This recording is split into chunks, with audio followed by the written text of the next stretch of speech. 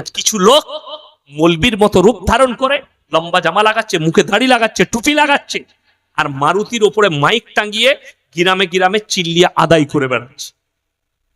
করছে না? করেনি? আমি বলছি ওই মারুতিওয়ালা দিকে পয়সা দিবেন না, কালকেই ভাইরাল হবে কথাটা। যদি বলেন কেন, যুক্তি দেন। জানেন, আপনি যেদিকে মৌলবি ভাবছেন, মৌলবি নয়। আমি ত্রিপুরা থেকে জলসা করে এলাম, আসার সময় কলকাতা থেকে একটা বাসে আসছি। আমার একজন হিন্দু বন্ধু, আমি চিনি না, আমাকে চিনেন, পাশের সিটে বসে আছে এই কদিন আগে। তো আমাকে সে বলছে, স্যার আপনার বক্তব্য আমি খুব শুনি। সে মোবাইলটা খুললো, খুলে দেখালো, দেখুন আমি গাড়িতে বসে বসেও আমি স্টেশনে, রেল স্টেশনেও শুনছিলাম। এখন আমি মোবাইল ইউটিউব খুললি আপনার বক্তব্য, আপনার বাবার বক্তব্য শুনি। আমি বললাম আলহামদুলিল্লাহ। বলে স্যার দুটো কথা বলবো। আমি বললাম বলুন, কোনো অসুবিধা নেই। বলছে আমাকে একটু দ্বিধা লাগছে। আমি বললাম বলুন না, কোনো অসুবিধা নাই, আমি আপনার ছেলের বয়সী, কোনো অসুবিধা, আপনি বলুন। বলছে আচ্ছা স্যার, আপনাদের ধর্মে এই মাথায় টুপি দিয়ে দাড়ি লাগিয়ে আপনারা মৌলী সাহেবরা ভিক্ষা করেন কেন মাইক টাঙ্গিয়ে? আপনাদেরকে লজ্জা লাগে না? আমার কত কষ্ট হলো। আমি তাকে বুঝালাম যে মৌলবি কাকে বলে সেটা আপনি জানেন না, যেহেতু আপনি অমুসলিম ভাই, না জানারই কথা। আপনি জানেন দাড়ি আছে, টুপি আছে, মানে এটা মৌলী সাহেব, কিন্তু না, লম্বা জামা লাগিয়ে দিলে নয়।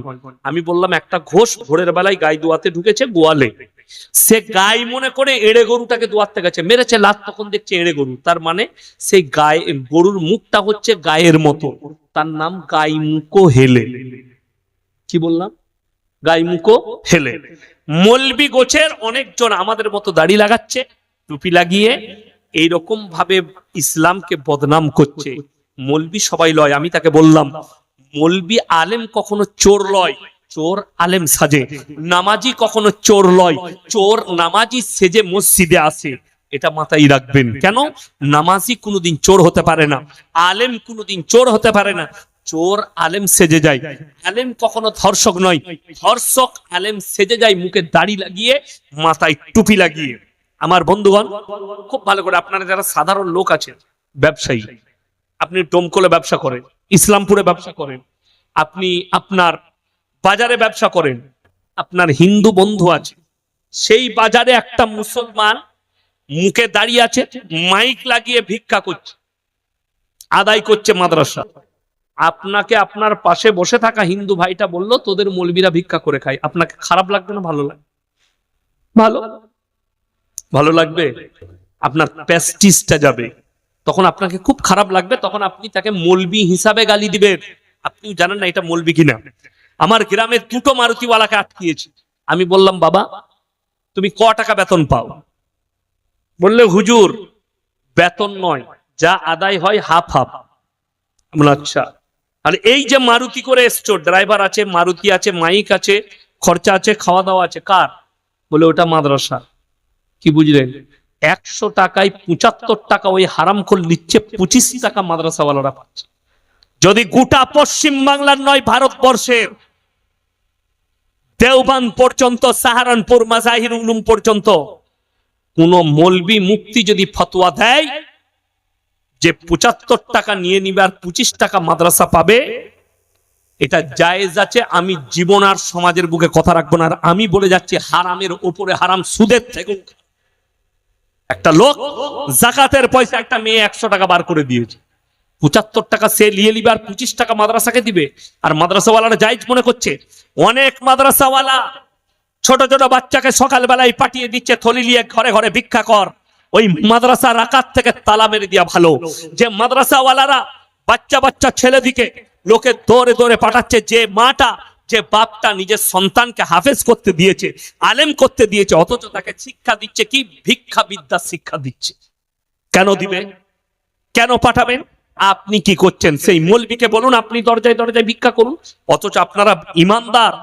আপনাদেরকে বলে যাই, আমি ইয়াসিন, আমার মতো আরো মৌলবী আপনাদের মসজিদে এসে যদি জুম্মার দিনে এলান করি, খুতবা দিই, ভাই হ্যাঁ আমি মাদ্রাসার জন্য এসেছি, আমার মাদ্রাসার জলসা আছে, আপনারা যে যা পারবেন দিবেন। মানুষ, মুসলমান দেয় না? দেয় না?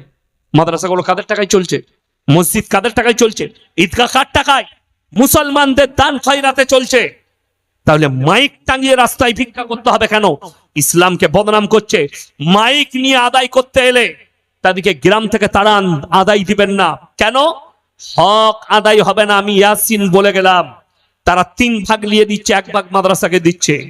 হ্যাঁ, আপনার এলাকার কোন মাদ্রাসার জলসা হচ্ছে, মাদ্রাসার শিক্ষকরা একদিনের জন্য আপনার গ্রামে মারুতি নিয়ে এসছে, আলাদা বিষয়। কিন্তু কিছু লোক আছে কন্টিনিউ।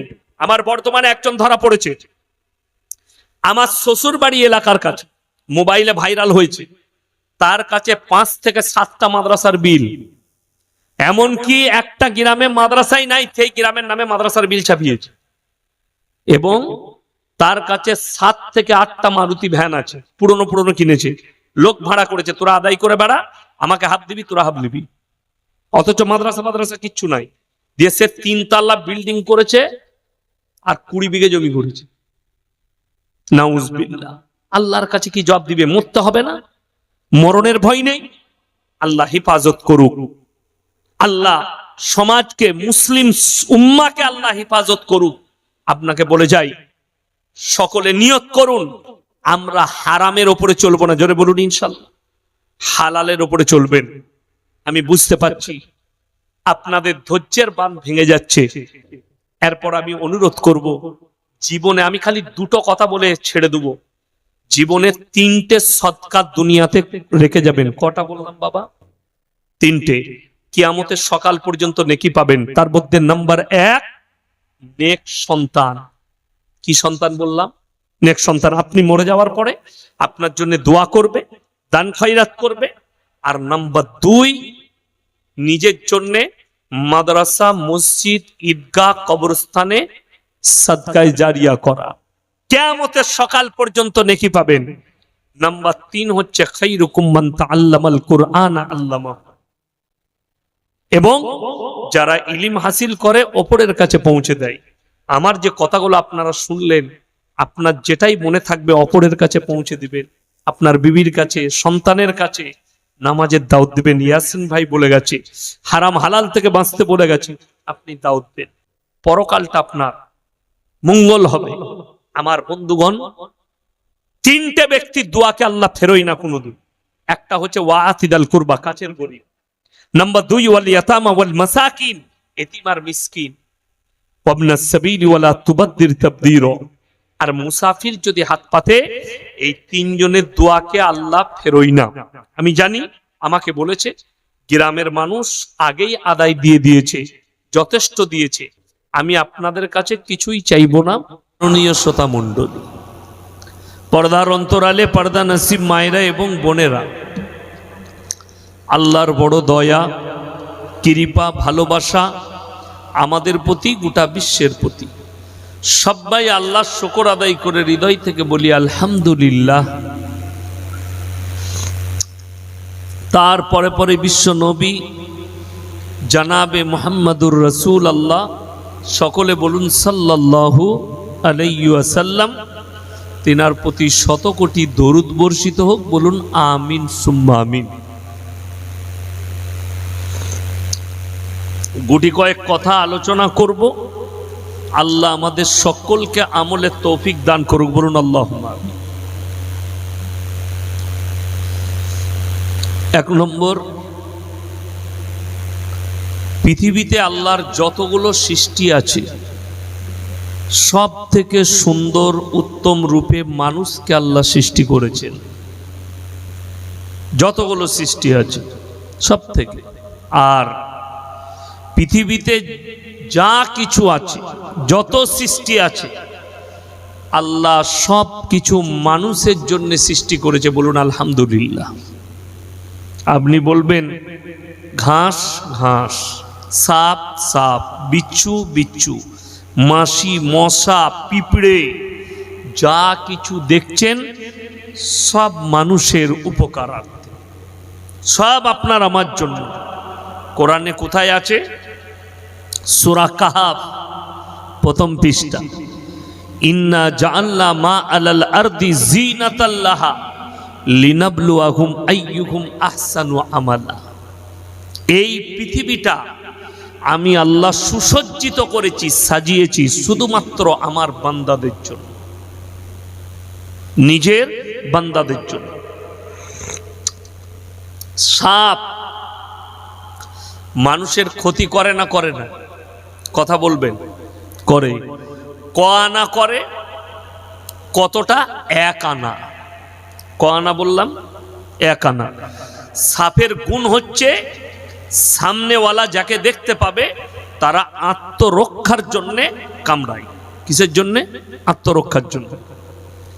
আফির অস্ট্রেলিয়ায় একটা সাপ আছে, মোবাইলে দেখবেন, সাপটার নাম হচ্ছে ব্ল্যাক মাম্বা।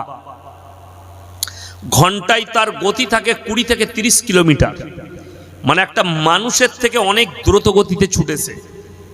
তো সে সাপটা কিন্তু অনেক লাজুক। লাজুক মানে হচ্ছে, লাজুক মানে বুঝেন তো, শরম করে।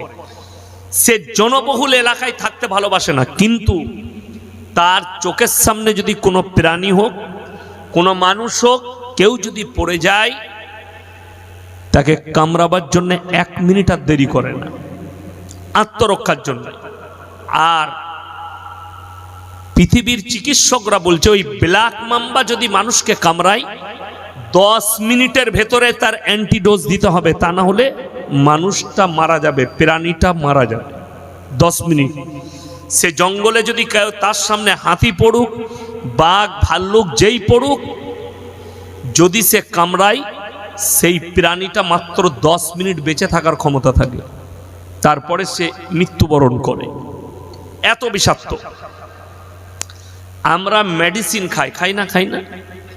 ওষুধ খান না? গ্যাসের ট্যাবলেট, জ্বরের ট্যাবলেট, পিঠ ব্যথার ট্যাবলেট, পেট ব্যথার ট্যাবলেট, যতগুলো মেডিসিন খাচ্ছেন, সাপের বিষ না হলে মেডিসিন তৈরি হবে না।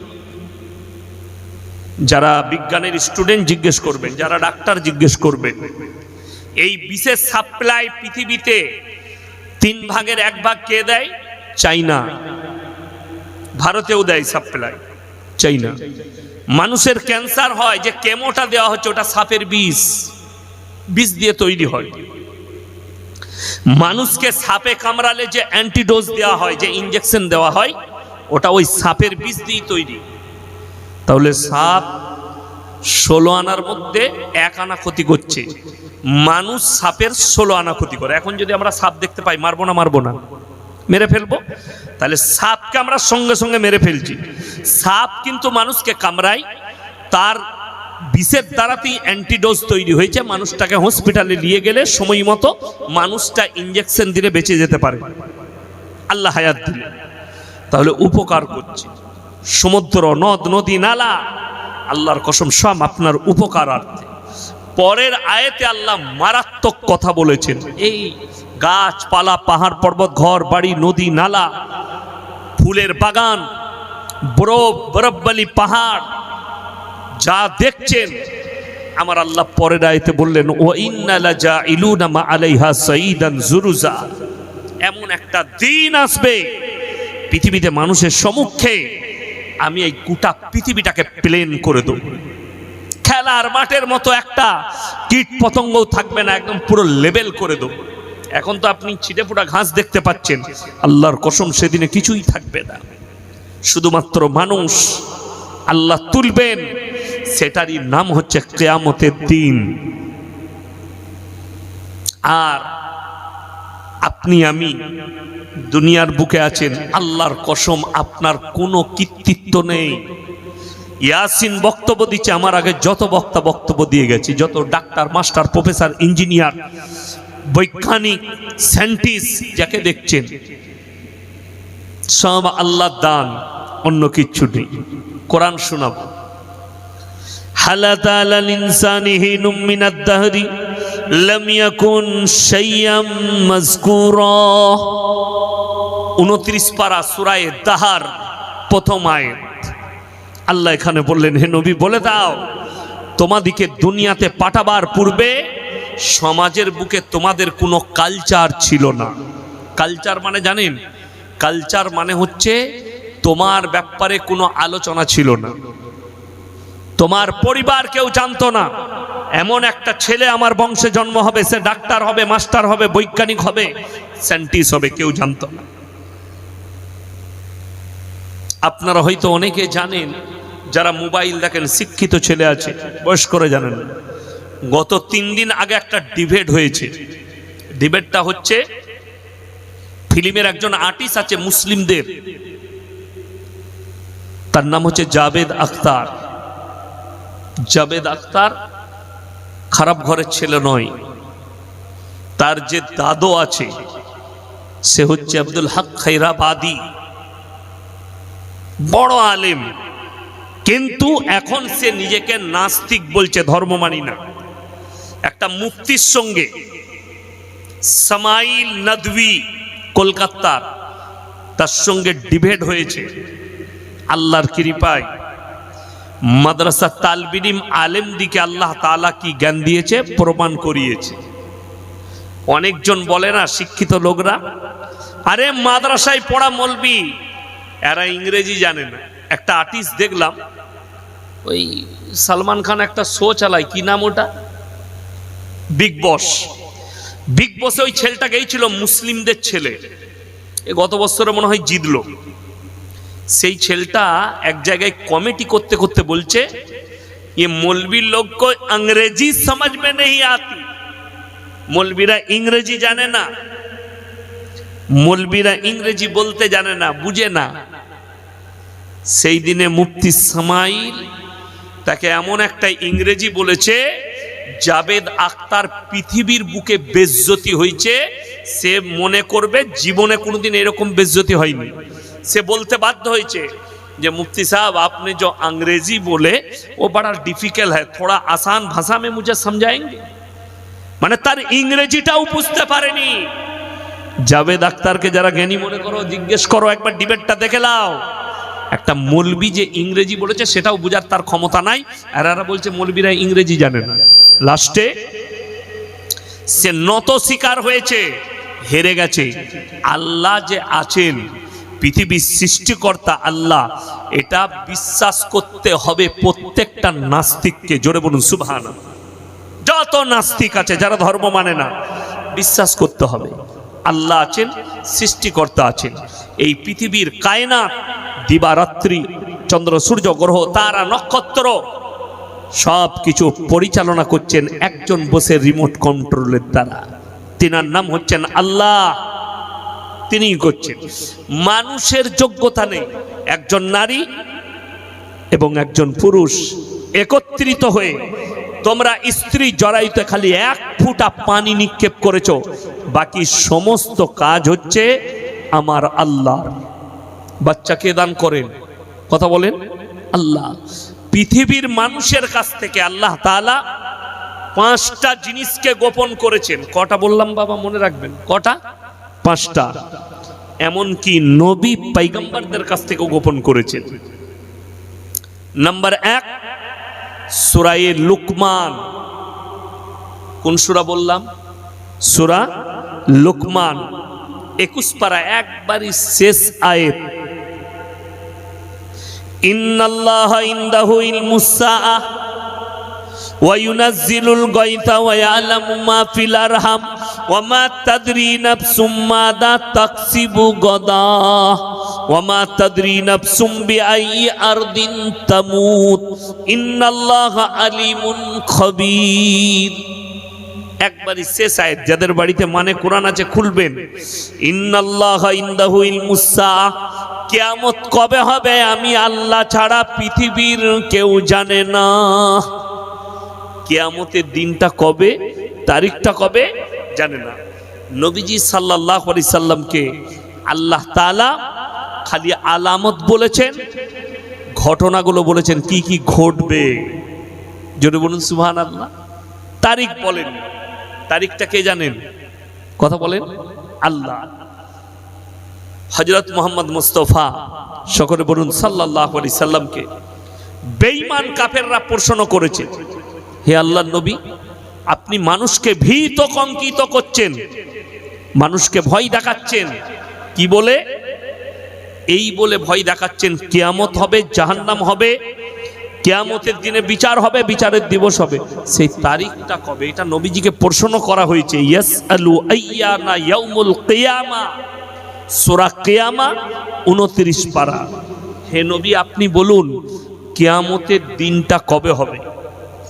আল্লাহর কসম, আমার আল্লাহ নিজে উত্তর দিয়েছেন। জোরে বলুন সুবহানাল্লাহ। কে উত্তর দিয়েছেন? আল্লাহ নিজে উত্তর দিলেন। হে নবী, এদেরকে উত্তর দিয়ে দাও। ফাইদা বারিকাল বাসার ওয়া খাসাফাল কমার ওয়া জুমিয়াশ শামসু ওয়াল কমার ইয়াকুলুল ইনসানু ইয়াউমাইদিন আইনাল মাফার কাল্লা লা ওয়াজারা ইলা রাব্বিকা ইয়াউমাইদিনিল মুস্তাকার। এত সুন্দরভাবে আমার আল্লাহ বুঝালেন। বলে দাও কিয়ামতের তারিখ আমার আল্লাহ এখানেও বলেননি, খালি আলামত গুলো বলে দিলেন।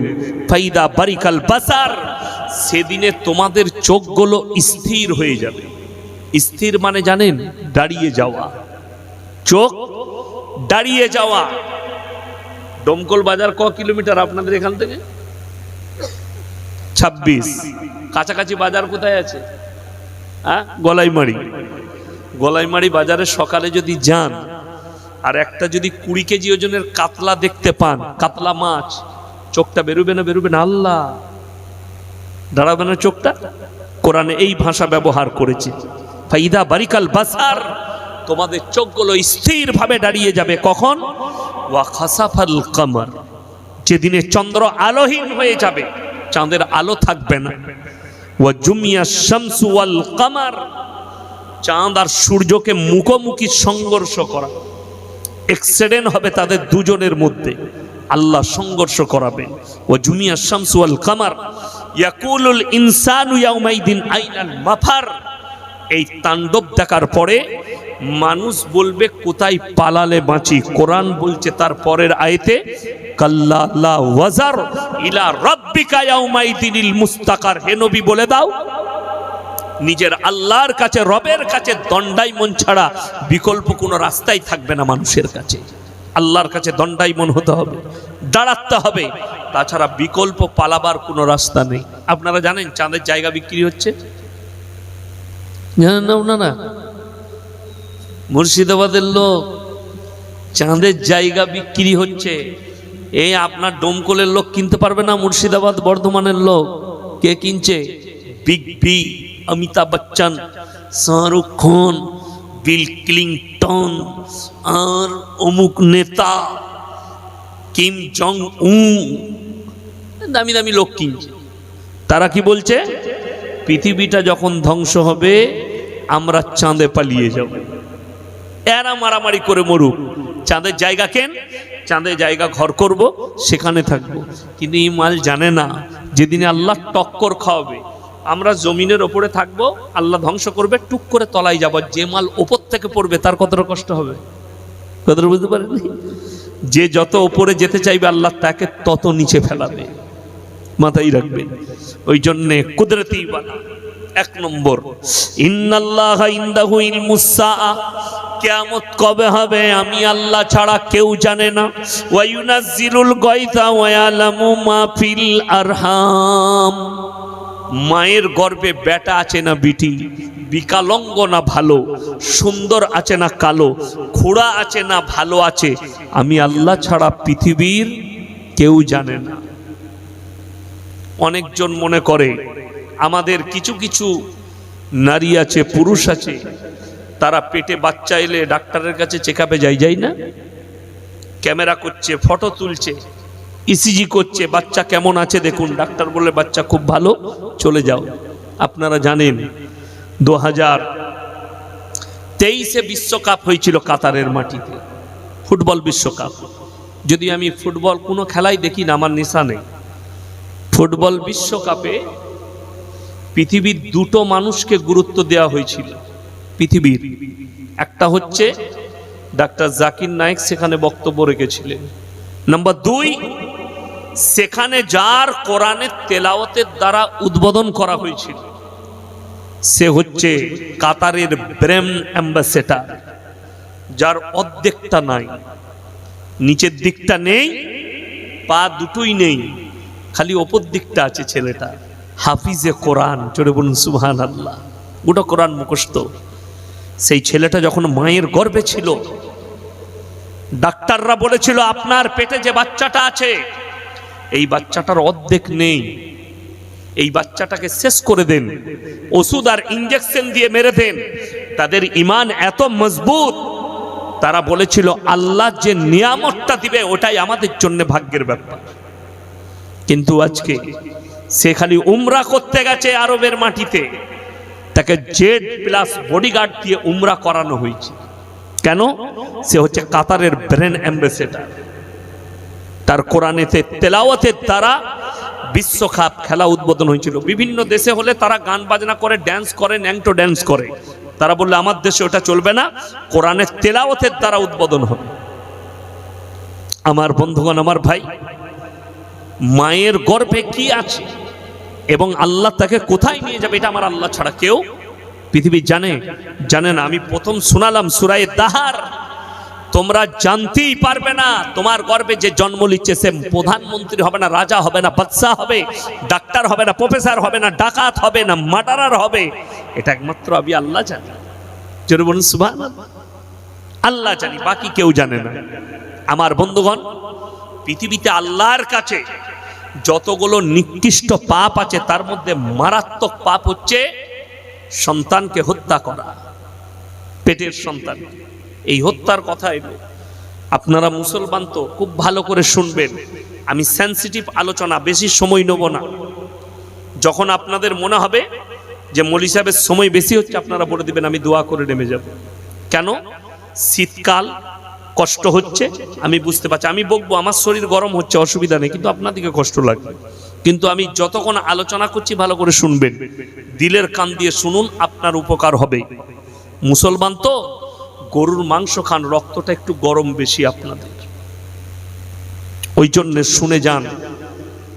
আল্লাহর কসম করে বলছি, কোরআনে আছে যে তোমরা কোনো মানুষকে যদি হত্যা করে সে যেন গোটা মানব জাতিকে হত্যা করে দিল। কোনো মানুষের যদি উপকার করে, এখানে আল্লাহ ধর্মের কথা মেনশন করেননি। আল্লাহ বললেন কেউ যদি উপকার করে গোটা মানব জাতির উপকার করল। আমরা চোখে দেখতে পেলাম পার্শ্ববর্তী দেশ বাংলাদেশ, কোনো একটা হিন্দুদের ছেলে জানি না কি কুর্তি করেছে, শুনলাম নাকি নবী মুহাম্মদ সাল্লাল্লাহু আলাইহি সাল্লামের বিরুদ্ধে কুরুচিকর মন্তব্য করেছে। যাই হোক, তাকে পিটিয়ে জ্বালিয়ে পুড়িয়ে দেওয়া হয়েছে। অনেক জনা আন্দোলন করছে, অনেক কিছু হচ্ছে, বড় কষ্ট লাগে। যেমন এটাকে ইসলাম সাপোর্ট করে না, যে লোকগুলো আন্দোলন করছো। রাজস্থানে একটা পরিয়াজি শ্রমিককে পিটিয়ে পুড়িয়ে মেরে দেওয়া হয়েছিল, তাকে জেল থেকে বার করে ফুলের মালা দেওয়া হয়েছে। বিলকিস বানু 11 জন ধর্ষণ করেছিল গুজরাট দাঙ্গায়, তাদেরকে রেহাই দেওয়া হয়েছিল, তাদেরকে ফুলের মালা দিয়ে বরণ করা হয়েছিল। তাবরেজ আনসারীকে পিটিয়ে মারা হয়েছে, কোনো বিচার হয়নি। আল্লাহ নবীর একটা হাদিস শুনেলেন, হিন্দু মুসলিম সকলের শোনা দরকার। নবীজি বলেছেন কিয়ামতের পূর্বে মানুষকে হত্যা করবে, সে জানতেই পারবে না আমি মানুষটাকে কেন হত্যা করছি, আর যাকে হত্যা করা হবে সেও জানতে পারবে না আমাকে কোন অপরাধে হত্যা করা হবে। এটা কিন্তু রাসূলের হাদিস। এই ছেলেটাকে যে মেরেছে, অপরাধ কি? নবী মুহাম্মদ সাল্লাল্লাহু আলাইহি সাল্লামকে গালি দিয়েছে। একবার ইসলামের ইতিহাস তুলে দেখেছো? গালিটা আজকে নবীজি সাল্লাল্লাহু আলাইহি সাল্লামের জামানাতেও নবীজিকে গালি দেওয়া হয়েছে না হয়নি? হয়েছে। শুধু তাই নয়, সাহাবীদের ওপরে বুলডোজার চালানো হয়েছে। বুলডোজার চালিয়েছে কারা? বেঈমান কাফেররা। সাহাবীদের ওপরে বুলডোজার চলেছে। শুধু তাই নয়, রিওয়ায়েতে আছে আম্মার ইবনে ইয়াসির বলে একজন সাহাবী, তার মাকে টেনে নিয়ে গিয়ে কাফেররা দুটো পাকে চিড়ে দুটো উঁটে বেঁধে দিয়ে দুটো উঁটকে তাড়িয়ে দিয়েছে। তার মা এইভাবে ফাড়া গেছে, যেমন আঁখকে ফাড়া হয় ওইভাবে ফাড়া গেল। সাইয়েদেনা বেলালে হাবসি রাদিয়াল্লাহু তাআলা আনহু কোমরে দড়ি বেঁধে উটের পেছনে বেঁধে দেওয়া হলো। উটকে তাড়িয়ে দিয়েছে, বালু, গরম বালুতে যখন ছুটেছে উটটা, পিঠের চামড়া কোমরে লেগে গেছে। হযরতে উসমান গনি রাদিয়াল্লাহু তাআলা আনহুকে 40 দিন হাত পা বেঁধে গরম বালুতে ফেলে রেখেছে। হযরতে উসমান গনি কোরআন পড়ছেন। কি পড়ছেন বললাম বাবা? কোরআন। আর বেঈমান কাফেররা চিৎ করে ফেলিয়ে বুকের ওপরে ফুঁজালি মেরেছে, রক্তের ছিটে কোরআনের আয়াতে লিখেছে ফালা ওয়া রাব্বিকা লা ইউমিনুনা হাত্তা ইউহাক্কিমুকা ফীমা শাজারা বাইনাহুম। সেই কোরআন, ওই হযরতে উসমানে গনির রক্ত লাগা কোরআন এখনো সমরক্রান্তের লাইব্রেরিতে রাখা আছে, টকটক করছে রক্ত। উসমানে গনি রাদিয়াল্লাহু তাআলার রক্ত সমরক্রান্তের লাইব্রেরিতে রাখা আছে। যেদিনে নবীজি মক্কা বিজয় করলেন, সাহাবীরা বললেন ইয়া রাসূলুল্লাহ, তলোয়ার তুলে দাঁড়িয়ে গেল, আজকে আমরা বদলা নেব, এই অত্যাচারের বদলা আজকে নেব আমরা। নবী মুহাম্মদ সাল্লাল্লাহু আলাইহি সাল্লাম দাঁড়ালেন, হে আমার সাহাবীরা বসে যাও, তোমরা আজকে আমার 5টা কথার উপরে আমল করবে। 1 নম্বর, বৃদ্ধকে মারতে পাবে না। 2 নম্বর, বৃদ্ধাকে মারতে পাবে না। 3 নম্বর, শিশুকে মারতে পাবে না। 4 নম্বর, আত্মসমর্পণ করলে মারতে পাবে না। 5 নম্বর, কাবা ঘরে প্রবেশ করলে মারতে পাবে না। জোরে বলুন সুবহানাল্লাহ। নবীজি নিষেধ করলেন। এই এলান করার পরে বেঈমান কাফেররা দলে দলে নবীজির কাছে ঈমান আনছে। সেই দলে কে ছিল জানেন? যারা হজ করতে গেছেন তাকে জিজ্ঞেস করবেন।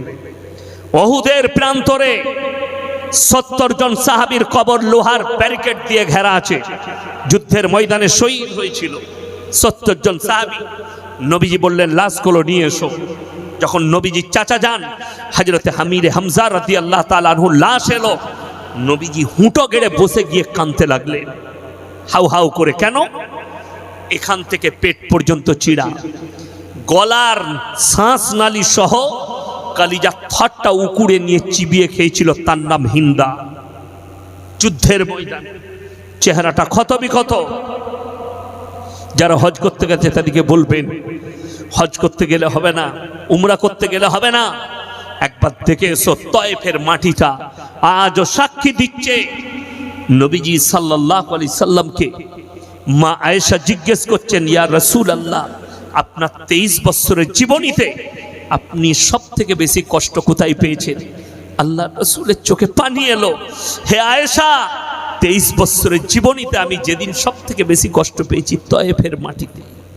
আল্লাহ নবীকে আবার জিজ্ঞেস করলেন, ইয়া রাসূলুল্লাহ, আপনার পুরো জিন্দেগিতে সব থেকে বেশি আপনি অসহায় অনুভব করেছেন কোথায়? নবীজি বললেন, চোখের পানি ফেলিয়ে তয়েফের মাটিতে যখন আমাকে পাথর মেরে রক্তাক্ত করা হয়েছে। আল্লাহ নবী বললেন, জিবরিল আমিন বলেছে একবার খালি হুকুম দেন, আল্লাহ আমাকে পাঠিয়েছেন, আমি একটা পর মারব, পৃথিবীটা 7 বার ধ্বংস হবে। নবীজি কাঁদলেন আর বললেন, হে জিবরিল, আল্লাহ আমি তোমার কাছে দোয়া করছি, এদিকে ধ্বংস করো না। নিশ্চয়ই এরা, নাহলে এদের নাসাল, নাহলে এদের পরিবার, এদের পুত্ররা কোনোদিন একদিন আমার উপরে ঈমান আনয়ন করবে। চলে বলুন সুবহানাল্লাহ। নবীজি বদলালেননি। সাহাবীদের সামনে নবীজি দাঁড়িয়ে গেলেন আর দেখতে পেলেন মুখটা লুকিয়ে একজন আসছে, তারই নাম হচ্ছে হিন্দা। নবীজি দাঁড়িয়ে বললেন, হে কাফেরের দলেরা শোনো, তোমরা কলমা পড়ে নাও। হে হিন্দা, আমি আল্লাহর নবী দয়া করতে জানি, ময়া করতে জানি, ক্ষমা করতে জানি, বদলা নিতে জানি না। জোরে বলুন সুবহানাল্লাহ। নবীজি ক্ষমা শিখিয়েছেন, দয়া শিখিয়েছেন, বদলা নয়। ইমানদারির সঙ্গে বলুন তো, নবীজিকে নূপুর শর্মা গালি দিয়েছে না? তাই কথা বলে না? দিয়েছে। ইসলামের কোনো ক্ষতি করতে পেরেছে? পারেনি। নাজিয়া ইলাই খান বলে একজন প্রতিনিয়ত গালি দিয়ে যাচ্ছে ইসলামকে, মুহাম্মদ সাল্লাল্লাহু আলাইহি সাল্লামকে, আলেম উলামাকে, দাড়ি টুপিওয়ালা দিকে গালি দিয়ে যাচ্ছে। কোনো ক্ষতি করতে পেরেছে? পারেনি। তার নিজস্ব ক্ষতি হয়েছে, তার চরিত্রের ক্ষতি হয়েছে। সে নিজে দেখুক, তার দেখা দরকার আছে, তার ক্ষতি হয়েছে। আমি বলবো, দোয়া করব এই নাজিয়া ইলাই খানের জন্য, আল্লাহ একে হিদায়াত প্রাপ্ত করুক, আল্লাহ একে দিনের রাস্তায় নিয়ে আসুক। আল্লাহ তুমি একে ঈমান দান করো, আল্লাহ সহি বোধ দান করো। নবী মুহাম্মদ সাল্লাল্লাহু আলাইহি সাল্লামকে চিনবার তুমি তৌফিক দান করো। বদদুয়া দেয়া যাবে না কেউ কি, ওই জন্য আমি দোয়া দিচ্ছি নাজিয়া ইলাই খানকে, আল্লাহ আপনাকে হিদায়াত দান করুন। নাম্বার 3, তসলিমা নাসরিন দিল্লির মাটিতে বসে আছে, বাংলাদেশের মেয়ে, প্রতিনিয়ত নবী মুহাম্মদ সাল্লাল্লাহু আলাইহি সাল্লামকে গালি দিচ্ছে। জানেন পাকিস্তানের একজন ছিল নাস্তিক, তার নামটা হচ্ছে ভুলে যাচ্ছে আমি, সে কি বলেছিল, ইসলাম হচ্ছে একটা পঙ্গু ধর্ম। নাউজুবিল্লাহ বলে, পঙ্গু ধর্ম। আল্লাহর কসম, আল্লাহ তাকে এমন জায়গায় ক্যান্সার দিলে সেই জায়গাটা কেটে ফেলতে হলো, আল্লাহ তাকে পঙ্গু করে মৃত্যু দান করলেন। সালমান রুশদি শুধু নয়, আর একজন ছিল সুবুই খান, তো ও তো হাঁটান, এইগুলো গুনতিতেই পড়ে না। বিশ্বাস করুন, যাদের ছবিগুলো হেডমাস্টারের মাথার উপরে টাঙানো থাকে, স্বামী বিবেকানন্দ, কবিগুরু রবীন্দ্রনাথ ঠাকুর, ঈশ্বরচন্দ্র বিদ্যাসাগর, বঙ্কিমচন্দ্র চট্টোপাধ্যায়, শরৎচন্দ্র, রাজা রামমোহন রায়, আমেরিকার শিকাগো শহরে দাঁড়িয়ে স্বামী বিবেকানন্দ বললেন, পৃথিবীর মধ্যে যদি আমি কেউকে মহামানব মনে করি, তিনি হচ্ছেন একমাত্র হযরত মুহাম্মদ মুস্তাফা। সকলে বলুন সাল্লাল্লাহু আলাইহি ওয়াসাল্লাম। তাহলে আপনি এই মনীষীর কথা নেবেন না এই কিড়ামাকড়ার কথা নেবেন?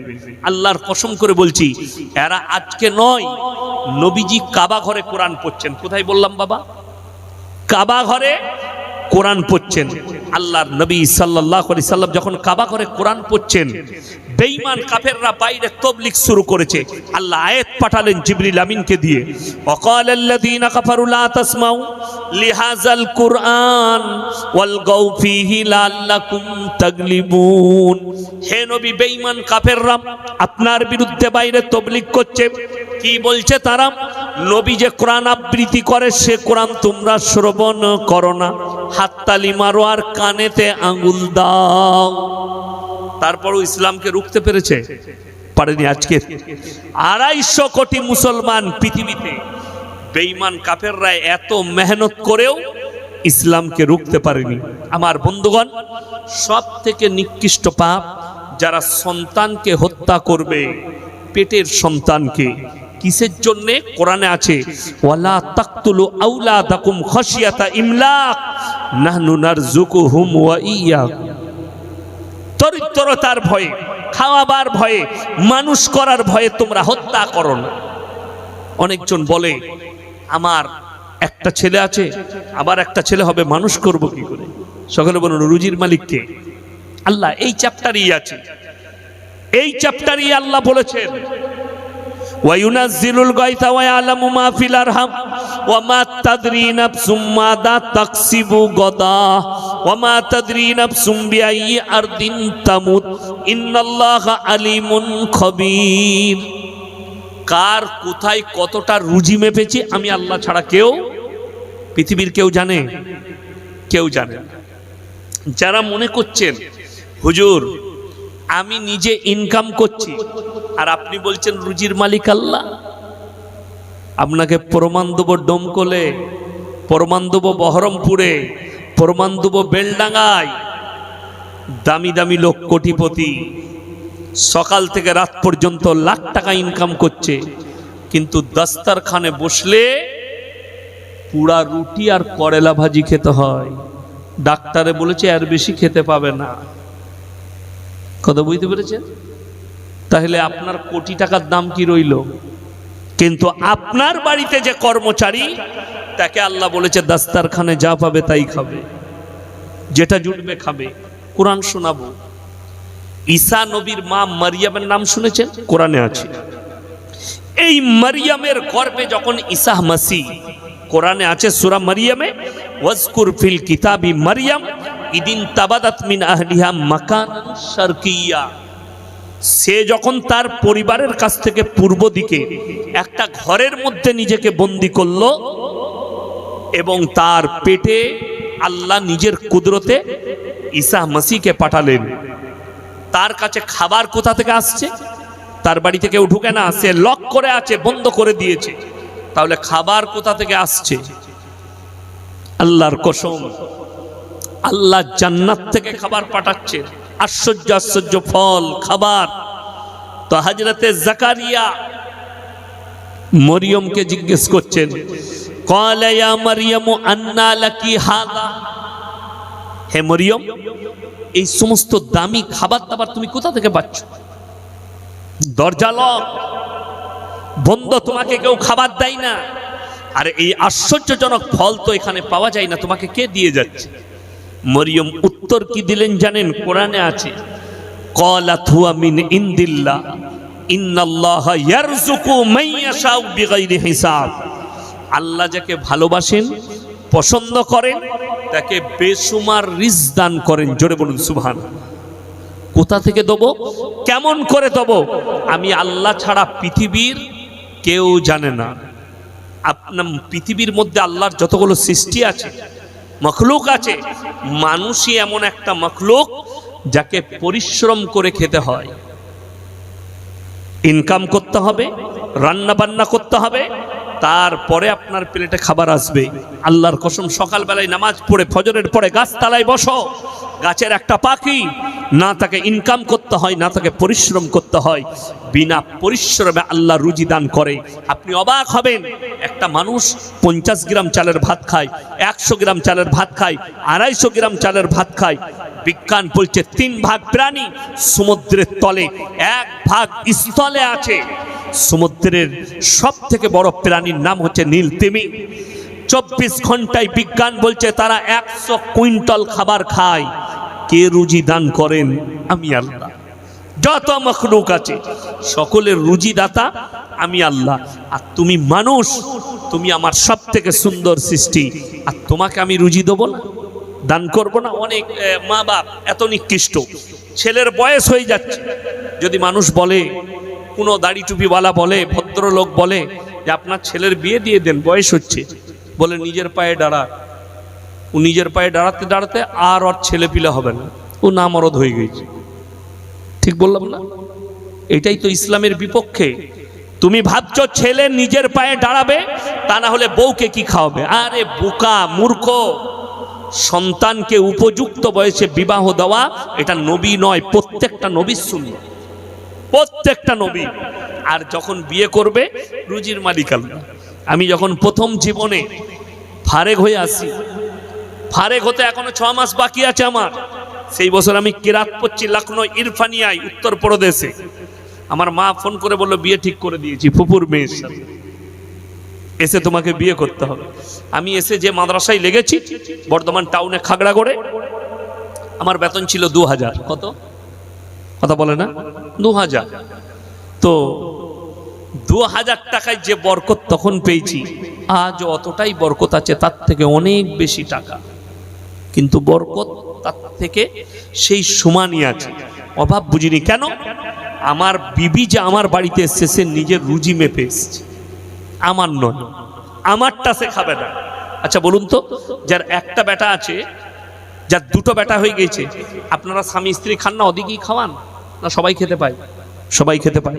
এটা যদি জানতে চান, আপনি ডাইনিং টেবিলে কেউ সোনার প্লেটে খাচ্ছে, কেউ রূপোর চামচ দিয়ে খাচ্ছে, কেউ হীরেমতি মুক্তর প্লেটে খাচ্ছে, আল্লাহর কসম সেও খাচ্ছে, আল্লাহ তাকেও রুজি দিচ্ছে। আর একজন ফুটপাতে শুয়ে থাকে, আল্লাহ তাকেও রুজি দান করে। যে ভিক্ষা করে, আল্লাহ তাকেও রুজি দান করে। যে গাছতলায় পড়ে থাকে, আল্লাহ তাকেও রুজি দান করে। কেন?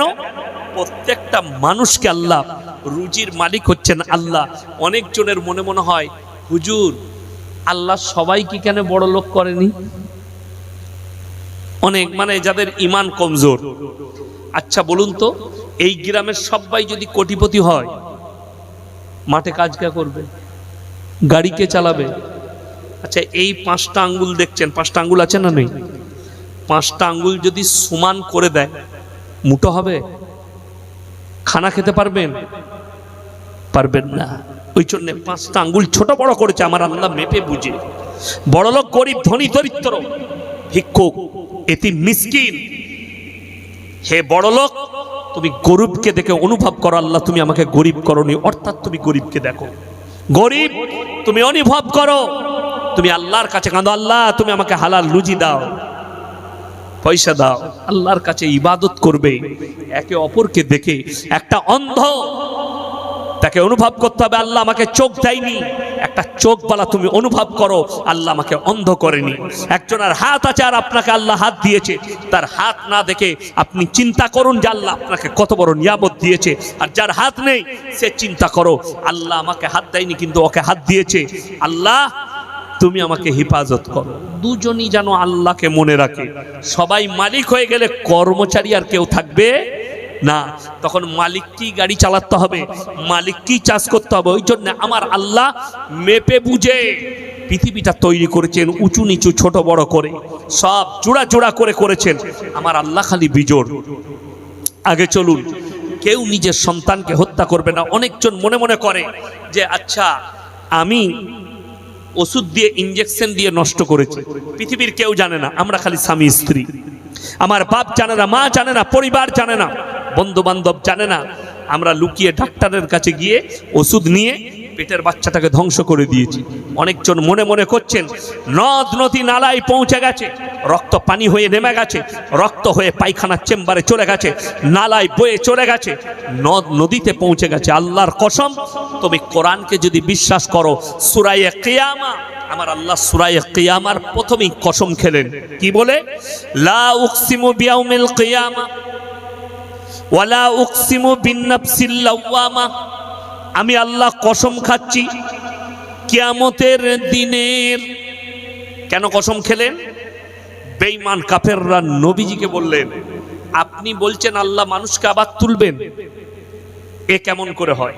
আমরা মাটির সাথে মিশে যাই, ছাই হয়ে যাই, পানির সাথে মিশে যাই, আল্লাহ মানুষকে আবার কেমন করে দাঁড় করাবেন? আমার আল্লাহ তখন কসম খেলেন কোরআনে, লা উকসিমু বিয়াউমিল কিয়ামা, আমি কসম খাচ্ছি কিয়ামতের দিনের, ওয়ালা উকসিমু বিন-নাফসিল লাওয়ামা, আর আমি কসম খাচ্ছি ওই সমস্ত আত্মার যারা বলে আয়াহসাবুল ইনসানু আল্লা নাজমা ইদামা বালা কাদিরিনা আলা আন নুসাউইয়া বানানা বাল ইউরিদুল ইনসানু লিয়াবচুর আমামা।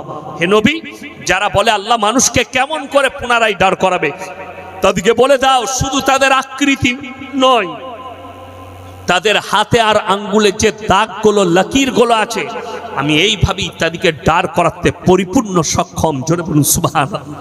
আল্লাহ এইভাবেই দাঁড় করাবেন কিয়ামতের দিনে। নদ নদী নালা যেখানে পৌঁছাবে পৌঁছাও, আল্লাহর কসম আল্লাহ ওই বাচ্চাগুলোকে দাঁড় করাবে, কিয়ামতের দিনে সাক্ষী দেবে। ইমাম বুখারী রাহমাতুল্লাহ আলাইহি বুখারী শরীফের ব্যাখ্যা এনেছে, যারা এইভাবে নিজেদের সন্তানকে হত্যা করবে কিয়ামতের দিনে তাদের উপরে ছেড়ে দেওয়া হবে। আপনি নামাজ পড়ছেন, তাহাজ্জুদ পড়ছেন, আপনি হত্যাকারী, কিয়ামতের দিনে তারা সাক্ষী দেবে, আল্লাহ এই পাপিষ্ট মা বাপ যারা আমাকে হত্যা করেছে পৃথিবীর বুকে, আমাকে জমিনে যেতে দেয়নি, ভূমিষ্ঠ হতে দেয়নি, হত্যা করে দিয়েছে, আমার কত কষ্ট হয়েছে। তখন তোমার জন্য জাহান্নাম ছাড়া উপায় থাকবে না, বিচার আমার আল্লাহর হাতে চলে যাবে। শুনেলেন, আল্লাহর কাছে যতগুলো বিচার আছে, কেউ যদি আল্লাহর হক মেরে থাকে, এক ওয়াক্তের নামাজ কাজা করেছেন, একদিন রোজা রাখেননি, আল্লাহর হক মেরেছেন, আল্লাহ বিচার করবেন। আল্লাহ চাইলে ইচ্ছা করলে ক্ষমা করে দিবেন। কেউ যদি বান্দার হক মেরে থাকে, আল্লাহ তাকে ক্ষমা করবে না বান্দা না ক্ষমা করা পর্যন্ত। তুমি অন্যায়ভাবে হত্যা করেছো, কিয়ামতের দিনে তোমাকে জবাবদিহি করতে হবে। এই বান্দা যদি তোমাকে ক্ষমা না করে, সেদিনে বদলা নেওয়া হবে, তোমাকে জাহান্নামে যেতে হবে। আমার বন্ধুগণ, ওই জন্যে কেউ বাপ মায়ের হক মারবেন না, বাপ মায়ের সঙ্গে সৎ আচরণ করুন, ভালো ব্যবহার করুন। কিন্তু দুঃখ লাগে, আমাদের সমাজের অনেক লোক বলে, হুজুর একটু বয়ান করবেন, সমাজের ছেলেরা এরা যেন বাপ মায়ের সঙ্গে সেবা করে, বাপ মায়ের সঙ্গে সৎ ব্যবহার করে। কিন্তু অবাক হবেন, অনেক বাপ মা আছে বিটির হক মেরে বেটাকে দিয়ে দিয়েছে, বেটার হক মেরে বিটিকে দিয়ে দিয়েছে, যে আমার বেটা আমাকে ভালোবাসে না, সব সম্পত্তি বিটিকে লিখে দিই। তারা রেডি থাকো, তুমি যদি তাহাজ্জুদের নামাজ পড়ো, কিয়ামতের দিনে আল্লাহর কাছে হিসেব দিতে পারবে না দাঁড়িয়ে। তুমি তোমার বেটার কাছে, তোমার বেটা যদি হিসেব দিয়ে দেয় আল্লাহর কাছে, যে আল্লাহ বিচার করবে, তোমাকে ওই হকটা মিটুতে হবে। যারা মনে করছেন যে বিটিকে দেবো না, বিয়ে দিয়েছি তার হক আর দেবো না, একমাত্র আমার বেটাকেই দিয়ে দিই, আমার দুটো বেটা, আমার জমি আছে 20 বিঘে, আর আমি বিটি দিকে দেবো না, এই দুজনকে দিয়ে দিলাম, যারা এইভাবে বিটির হক মারছেন, কিয়ামতের দিনে ফেরত দিতে হবে। লেখে নিয়ে যান। আপনি নামাজ পড়ুন, তাহাজ্জুদ পড়ুন, কাবা ঘরে নামাজ পড়ুন, আপনি বান্দার হক মেরেছেন, বান্দির হক মেরেছেন, আল্লাহর কাছে হিসেব দিতে হবে। আমাদের সমাজের সিস্টেম খুব ভালো। জানাজার নামাজ হয়, তার আগে ইমাম সাহেবের পাশে বেটা না হলে বাপ দাঁড়ায় না, আসসালামু আলাইকুম, আমার বাপ যদি কারো কাছে কোনো ঋণ করে থাকে আমাকে বলিয়েন, আমি শোধ করে দেবো। বলে না? 3 মাস কেটে গেল, তার আব্বার কবরে লাশ পচে গেল, এখন পাড়ার একটা দোকানে এসে বলছে, ভাই তোর বাপ আমার কাছে 2230 টাকা ধার খেয়েছিল। কি বলছে জানেন? ও কবরে লিবি যা, আমি কেন দেবো বে? ও তুমি অতগুলো লোকের সামনে ওয়াদা করলে, মুমিনদের সামনে, যে বাপের বোঝাটা আমি মাথায় নিচ্ছি, যেমনি 3 মাস কেটে গেল বলছে আমার বাপের কবরে লিবি যা। খুব সাবধান। হয়তো তুমি বলে দাও, আমার আব্বা যদি কারো কাছে ঋণ করে থাকে, তোমরা মুমিন বান্দা হিসাবে আমার আব্বাকে ক্ষমা করে দিবেন, তা না হলে আমাকে ক্ষমা করে দেন, আমি ঋণ পরিশোধ করার মতো ক্ষমতা আমার নেই। আর যদি তুমি মাথায় বোঝা নাও, আর কেউ যদি বলে, আর কোন দোকানদার আপনি জানেন সেই দোকানে আমার আব্বা মাল কিনতো, সে যদি মিথ্যা করেও খাতাটা দেখিয়ে দেয়, আপনি পরিশোধ করে দেন। সে যদি মিথ্যা বলে, কিয়ামতের দিনে তার নেকি কেটে আল্লাহ আপনার আব্বাকে দেবে, আপনি পরিশোধ করুন। তা না হলে ফুটানি করার দরকার নেই। এইটাই তো আমাদের সমাজের লোক বুঝে না। আমার বন্ধুগণ, আমার ভাই, সবাই নিয়ত করুন, কেউ আমরা এই ধরনের পাপ করব না। জোরে বলুন ইনশাআল্লাহ। দেখুন, কিয়ামত আপনার দোরগোড়ায় পৌঁছে গেছে, একদম দরজায় চলে এসছে কিয়ামত। আপনি ভাবেন না কিয়ামত কোথায় এসছে? আপনার দোরগোড়ায়। আপনি কি মনে করছেন আলামতগুলো আসেনি? আলামত শুরু হয়ে গেছে। আলামতগুলো বলবো, অনেক জনের গায়ে লাগবে। নাম্বার 1, নবীজি বললেন, তোমরা বুঝতে পারবে কিয়ামত কাছে এসছে কখন জানো? যখন দেখতে পাবে অশিক্ষিত মূর্খরা নেতৃত্ব দিচ্ছে, আর শিক্ষিত লোকেরা চুপচাপ বসে দেখছে। কিয়ামতের মারাত্মক আলামত। নাম্বার 2, মসজিদ আল্লাহর ঘর, সেখানে যখন দুনিয়াদারির কথা হবে। নাম্বার 3, রাস্তাঘাটে কুকুরের মতো, গাধার মতো নারী পুরুষ জিনা করতে লাগবে। নাম্বার 4, সমাজের বুকে পরকীয়া বেড়ে যাবে। নাম্বার 5, হারাম আওলাদে ভরে যাবে। নাম্বার 6, যখন দেখতে পাবে দাজ্জাল আসার সময় হয়েছে, মুসলমানের কাছে হারাম জিনিসগুলো হালাল হতে শুরু হয়ে যাবে। আল্লাহ রসুলের একটা হাদিস মারাত্মক, শুনে যান। যারা সুদ খান, অনেক বয়ান করলাম সুদের, মদের, গাঁজার, নেশাগ্রস্ত জিনিসে, যারা হারাম খায়, সুদ খায়, গাঁজা খায়, লটারি টিকিট কাটে, হারাম রাস্তায় চলে, নবীজি বললেন, সাহাবীরা কাঁদলেন যে আমার আখরি জামানায় একদল উম্মত যখন রাত্রে বেলায় ঘুমাবে, সকালবেলায় যখন উঠবে, তাদের মুখটা হয়, চেহারাটা শুয়োরের মতো হবে, খিনজিরের মতো, তা না হলে বাঁদরের মতো।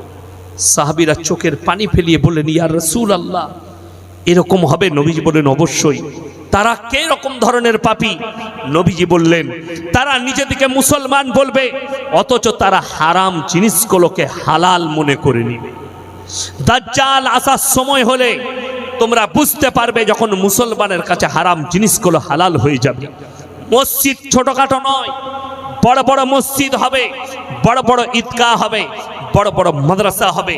মুসান্নাফ ইবনে আবু শাইবার 40 নম্বর হাদিস, রাসূল সাল্লাল্লাহু আলাইহি সাল্লাম বর্ণনা করলেন, হে আমার সাহাবীরা, কিয়ামতের পূর্বে মসজিদগুলো মুসল্লিতে ভরে যাবে। সাহাবীরা বললেন, ইয়া রাসূলুল্লাহ, সেই মুসল্লিগুলো কেমন হবে? নবীজি বর্ণনা দিলেন হাদিসে, সেই মুসল্লিগুলো হবে সুদখোর আর হারামখোর মুসল্লি। তারা সুদ খাবে, হারাম খাবে, আর মসজিদে এসে তারা মাথা ঠুকবে। মুমিন খুঁজে পাওয়া সেই সময় দুষ্কর হয়ে যাবে। আপনাকে আমি এখন দেখিয়ে দেবো, লটারির টিকিট বিক্রি করছে, মসজিদে নামাজ পড়ছে। ঠিক বললাম না ভুল বললাম? কথা বলে না, জুম্মার দিনে এসে নামাজ পড়ছে, সুদ খায়, মসজিদে নামাজ পড়তে আসে। ঠিক বললাম না ভুল বললাম? সে নিজেকে, এটা নবীজির হাদিস সত্য হবে, সমাজে সুদ ভরে যাবে। বেঈমান কাফেররা এমন একটা জাল ছুড়েছে, সেই জালে আমরা সবাই ফেসে গেছি, সবাই। যদি বলেন কেমন করে, তাদের মারাত্মক জালটার নাম হচ্ছে গ্রুপ লোন আর বন্ধন লোন। বাড়ি বাড়ি ঢুকিয়েছে তারা, ঢুকিয়েছে না ঢুকাইনি? বাড়ি বাড়ি। আমি জলসা করে গেলে মাদ্রাসার পরে বাড়িতে একটু ঘুমাচ্ছি, আমার গিন্নি বলছে গায়ে হাত দিয়ে, টাকা লাগবে। কিসের? অমুক জন চাচি এসছে। কি হয়েছে? ওষুধ কিনবে। আমার পকেটে আছে, বার করে যা দিবে দিয়ে দাও, যেটা দরকার। সে 200 টাকা চেয়েছে, তাকে 200 টাকাই দিয়েছে, চলে গেল। পরের মাসে আবার ওই তারিখে এসছে, ঠিক 28 না হলে 29 মাসের শেষে। আমি বললাম দিয়ে দাও। তারপরে আমার পাড়ার একটা, আমার গ্রামের একটা বন্ধু, তাকে আমি বললাম, হ্যাঁ রে, আল্লাহ তো টাকা দিয়েছে, তো অমুক চাচি ওষুধ কিনতে পারে না, তো ওষুধের জন্য তার পয়সার প্রয়োজন পড়ে, আমি প্রতি মাসে দিই 200, 400, 500 করে আমার গিন্নির কাছে যাই, তো তো কিছু হলে দিবি, দান করার হলে ওকে দিবি।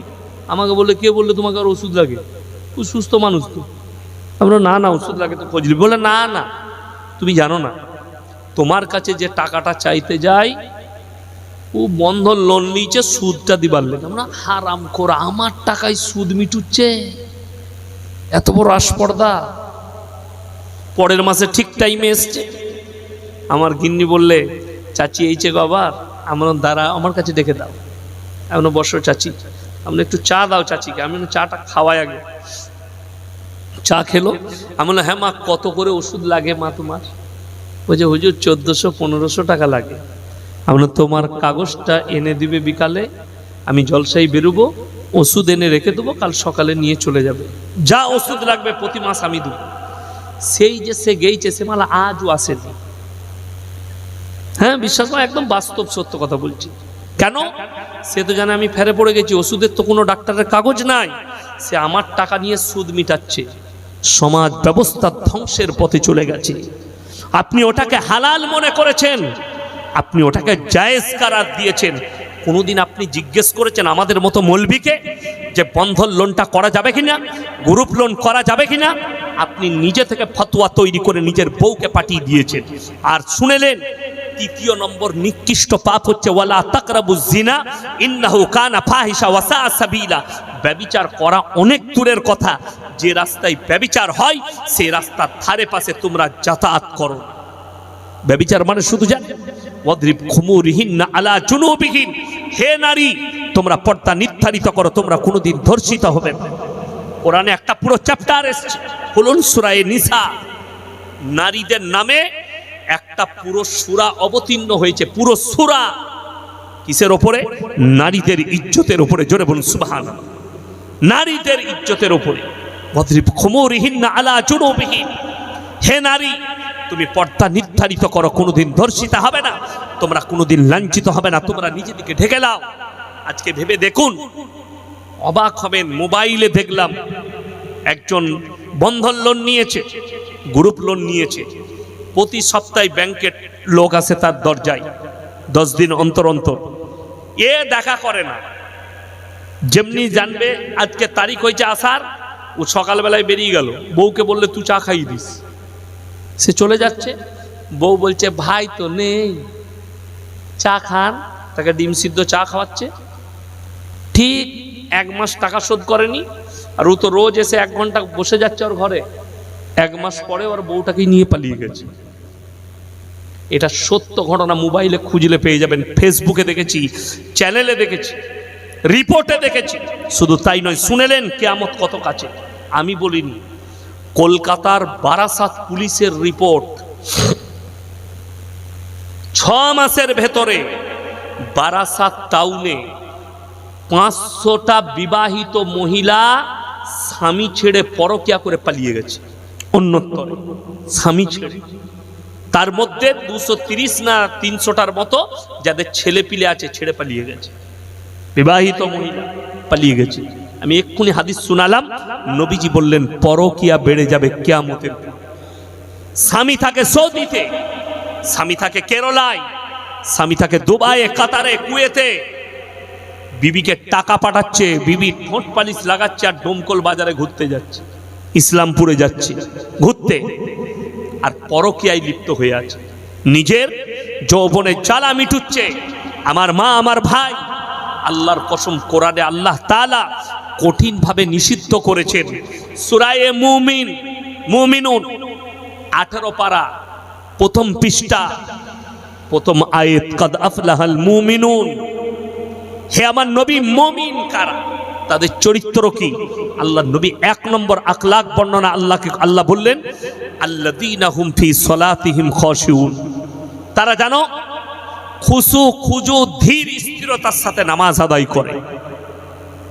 ওয়াল্লাযীনা হুম আনিল লাগবি মুরিদুন, এবং তারা যেন গুনাহ কাটা থেকে নিজেদেরকে বঞ্চিত রাখে। মুমিনদের আখলাক, নিজেদেরকে গুনাহ থেকে বাঁচাতে হবে। ওয়াল্লাযীনা হুম লিযাকাতি ফাইলুন, এবং তারা যেন যাকাত ফরজ হলে যাকাত প্রদান করে। ওয়াল্লাযীনা হুম লিফুরুজিহিম হাফিজুন, এটা মারাত্মক। তারা যেন নিজেদের লজ্জা স্থানের হিফাজত করে। একজন মা, একজন নারী, তোমার যে যৌবন, সেই যৌবনটা হচ্ছে তোমার স্বামীর হক, আমানত। এটা যদি কেউ খেয়ানত করে, পরকিয়া করে, ইসলামী শরিয়া যদি হয়, আমরা যে দেশটায় বাস করছি, এটা ভারতবর্ষ, হিন্দুস্তান, এখানের পুলিশ প্রশাসন আছে, অফিস আদালত আছে। যদি এখানে এই ভারতবর্ষে কিংবা পৃথিবীর কোথাও ইসলামী শাসন হয়, ইসলামী রাষ্ট্র থাকে, কোরআনের আইন থাকে, কোরআনের আইন হচ্ছে কেউ যদি কোনো বিবাহিত মহিলা, বিবাহিত পুরুষ, এরা যদি পরকিয়া করে, এদিকে জনসমক্ষে নিয়ে এসে পাথর মেরে হত্যা করে দিত। এটা ইসলামের আইন, এটা কোরআনের শাস্তি, ইসলামের শাস্তি। শুধু তাই নয়, কেউ যদি ধর্ষণ করে, তাকেও পাথর মেরে হত্যা করতে হবে। আপনি বলবেন তলোয়ারে করে গর্দন কেটে দেবো, হবে না। কেন? কষ্ট পেল না তো? নবীজি বলেছেন কষ্ট দিতে হবে, এত বড় পাপ, হত্যা করতে হবে, পাথর মেরে মেরে তাকে হত্যা করো। শুধু তাই নয়, ইমাম বুখারী রাহমাতুল্লাহ আলাইহি, এটা মায়েরা বোনেরা ভালো করে শুনবেন, ইমাম বুখারী রাহমাতুল্লাহ আলাইহি বুখারী শরীফের ব্যাখ্যা এনেছেন, ওই মহিলাটাকেও পাথর মেরে হত্যা করতে হবে যে মেয়েটা রাস্তাঘাটে পর পুরুষের সামনে নিজের মাথার চুল পিঠ খুলে বেপর্দা ভাবে ঘুরে বেড়াবে, পর পুরুষকে উত্তেজিত করবে, এই নারীটাকেও তুমি হত্যা করে দাও পাথর মেরে। পর্দা করা ইসলামী শরীয়তে ফরজ না ফরজ নয়? ফরজ। যদি পর্দা ফরজ হয়, জলসায় যে মেয়েগুলো মাথার কাপড় খুলে ঘুরে বেড়াচ্ছে, এটা পর্দা না বেপর্দা? বেপর্দা। জলসাতে মেলা কে বসাতে বললো আপনাকে? কে দিল মেলা? দোকান বসবে, যদি দোকান বসাবার, মেলা বসাবার অত ইচ্ছা থাকে, খাবারের দোকান বসান, কিন্তু আমি দেখলাম কাগজে লেখা আছে খাবারের দোকান বসাতে পাবে, বাকি অন্য। কেন? এবং সেখানে এলান থাকতে হবে কোনো মহিলা যেন প্রবেশ না করে। আমি আজ থেকে 7 বছর আগে একটা গ্রামে জলসায় গিয়েছিলাম, বিহারে, ধানবাদ জেলা, থানার নাম চন্দনকিয়ারি, গ্রামের নাম নডিহা। বিকেল 4টায় ঢুকলাম, রাত 2টোয় বেরিয়েছি। এতক্ষণ পর্যন্ত গ্রামে ছিলাম, বিশ্বাস করুন, আমি রাত 12টায় চেপেছি, 2টোয় জলসা শেষ করেছি। কিন্তু দুঃখের বিষয়, আমি রাস্তাঘাটে মজমায় কোনো জায়গায় একটা 10 বছরের বাচ্চা মেয়েকেও দেখতে পাই। সেখানে আমার একজন বন্ধু আছে, মুফতি মনজর আলম কাসমি, খুব ভালো মুফতি। আমি তাকে জিজ্ঞেস করলাম, ভাই আপকা গাঁও কা মহল ইতনা আচ্ছা কিউ হ্যায়, তোমাদের পরিবেশ এত ভালো কেন? কোনো মহিলাকে দেখতে পেলাম না। তিনি বললেন, আমাদের গ্রামের যারা নেতৃত্ব দেয় তারা হচ্ছে আলেম উলামা মৌলবীরা, দাড়ি টুপি নামাজিরা, কোনো মাতাল গাঁজাখোর নেতৃত্ব দেয় না, যার কারণে গ্রামের পরিবেশ এত সুন্দর। আর আপনি আমাদের সমাজে, রাগ করবেন না, আমাকে দাওয়াত দিবেন না, ঠিক আছে, আমাদের দেশে 100টা জলসার মধ্যে 95টা জলসা কমিটি বেনামাজি, নামাজি পড়ে না। ঠিক বললাম না ভুল বললাম? যদি কোনো বাপের বেটা থাকেন আমার সঙ্গে টক্কর নেবেন, আমি প্রমাণ দিয়ে দেবো। নামাজ পড়ে না, 95টা নামাজ জলসা কমিটি, অথচ জলসা দিচ্ছে। কি লাভ, কি ফায়দা? আমার বন্ধুগণ, আমার ভাই, কোরআনে আছে, যার হাদিসে আছে নবীজি, যার নামাজ নেই তার মধ্যে ইসলাম। আপনি নামাজ পড়েন না, আপনার মধ্যে ইসলাম নেই। যদি বলেন নামাজে কি ফায়দা আছে, যারা বেনামাজি তারা শুনে যান। যাদের সন্তানরা নামাজ পড়ে না তারা শুনেন, যাদের মেয়েরা নামাজ পড়ে না তারা শুনেন। ইন্নাস সালাতা তানহা আনিল ফাহশাই ওয়াল মুনকার। নিশ্চয় নামাজ এমন একটা ইবাদত, মানুষ যখন নামাজ পড়বে তখন খারাপ কাজ থেকে সরিয়ে নামাজটা দিকে ভালো কাজের দিকে নিয়ে যাবে। জোরে বলুন সুবহানাল্লাহ। আজকে কই আপনার বাড়িতে পর্দা, কই আপনার মেয়ের মধ্যে পর্দা, কই বিবির মধ্যে পর্দা? কই? মাথায় রাখবেন হে পুরুষরা, শুধু তোমার বিবি একা জাহান্নামে যাবে না, তোমার মেয়ে একা জাহান্নামে যাবে না, তোমার বোন একা জাহান্নামে যাবে না। একটা মেয়ে যখন জাহান্নামে যাবে, তার স্বামীকে নিবে, তার বেটাকে নিবে, তার ভাইকে নিবে, তার বাপকেও নেবে। এদিকে নিয়ে জাহান্নামে ঢুকবে, আল্লাহর কাছে বলবে, আল্লাহ এটা আমার স্বামী, জীবনে আমাকে পর্দার কথা বলেনি, জীবনে নামাজের দাওয়াত দেয়নি। বলবে, আল্লাহ এটা আমার বাপ, জীবনে আমাকে পর্দার কথা বলেনি, জীবনে ঢাকার কথা বলেনি, জীবনে আমাকে হালাল হারাম শিখয়নি।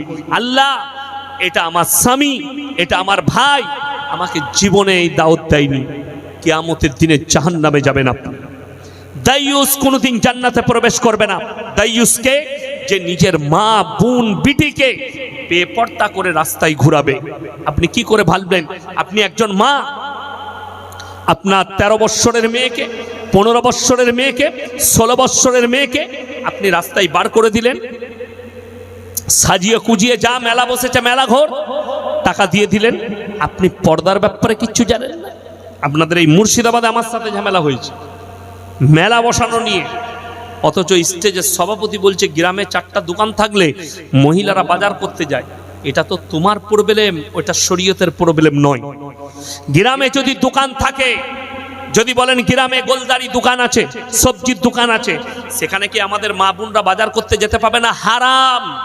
কোন বাপের বেটা মৌলবি যদি থাকে মুর্শিদাবাদে, মুফতি, আমার সঙ্গে টক্কর লাগিয়ে দেন, সে খালি এসে বলবে হালাল, আমি জীবন আর সমাজের বুকে কথা রাখবো না। আমি বলে যাচ্ছি, তোমার ঘরের দরজার বাইরে যদি দোকান থাকে, তোমার বিবির জন্য সেখানে যাওয়া হারাম, কোন রকমের বৈধ নেই, হারাম কাজ।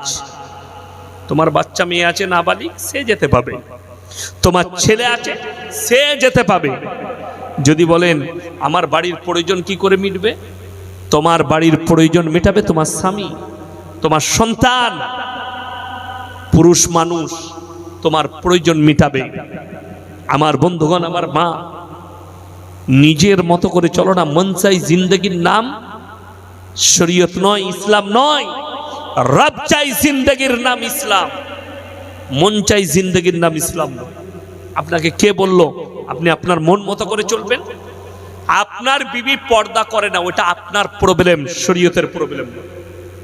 আপনার বিবি বেপর্দা করে ঘুরে বেড়ায়, নামাজ পড়ে না, ওটা আপনার প্রবলেম, ওটা শরীয়তের প্রবলেম না।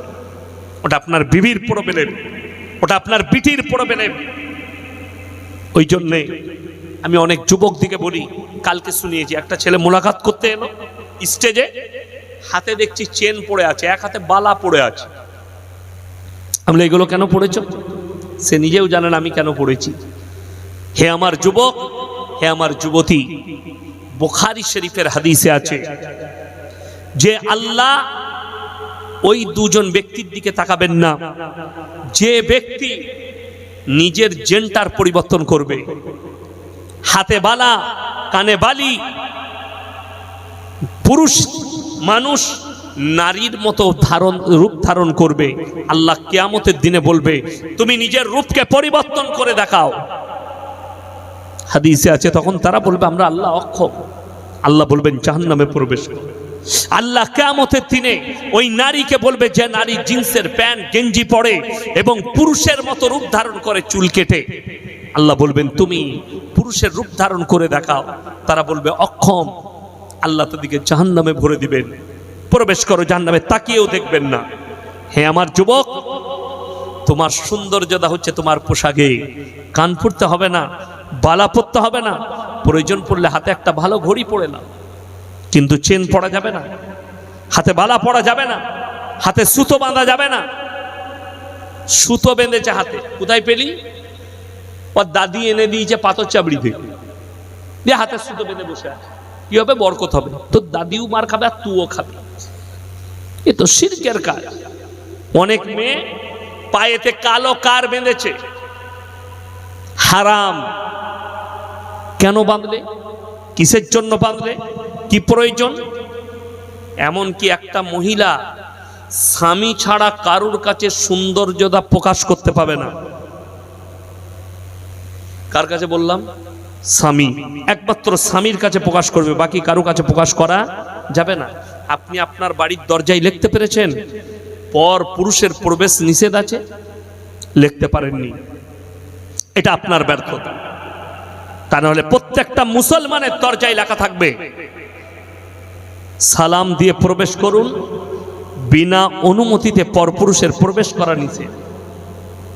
আজকে আমি শুয়ে আছি, একজন আদায় করতে এসছে, দরজায় ঠুকছে একটা মলিশে। আমার ছোট মেয়ে বললে, আব্বু কে এসছে? গেলাম, কি ব্যাপার? বলছে আমি আদায় করতে এসছি। আমি বললাম, আপনি তো মানুষ, তো নিজের নিজের খামারে ধান দিবে, আপনি দরজা ঠুকছেন কেন? মলি সাহেব মানুষ, আপনি মসজিদে গিয়ে এলান করুন। আজকে দুঃখের কথা বলে যায়, ইসলামের বদনাম আমাদের নিজেরা নিজেদের জন্যই করছি। আল্লামা ইকবাল বলেছেন, ইস ঘর কো আগ লাগি ঘর কি চিরাগ। মুসলমান, তোমরা নিজেদের ঘরে নিজের আগুন ধরিয়েছ। আজ কিছু লোক মলবির মতো রূপ ধারণ করে লম্বা জামা লাগাচ্ছে, মুখে দাড়ি লাগাচ্ছে, টুপি লাগাচ্ছে, আর মারুতির ওপরে মাইক টাঙ্গিয়ে গ্রামে গ্রামে চিল্লিয়ে আদায় করে বেড়াচ্ছে। করছে না? করেনি? আমি বলছি ওই মারুতিওয়ালা দিকে পয়সা দিবেন না, কালকেই ভাইরাল হবে কথাটা। যদি বলেন কেন, যুক্তি দেন। জানেন, আপনি যেদিকে মৌলবি ভাবছেন, মৌলবি নয়। আমি ত্রিপুরা থেকে জলসা করে এলাম, আসার সময় কলকাতা থেকে একটা বাসে আসছি।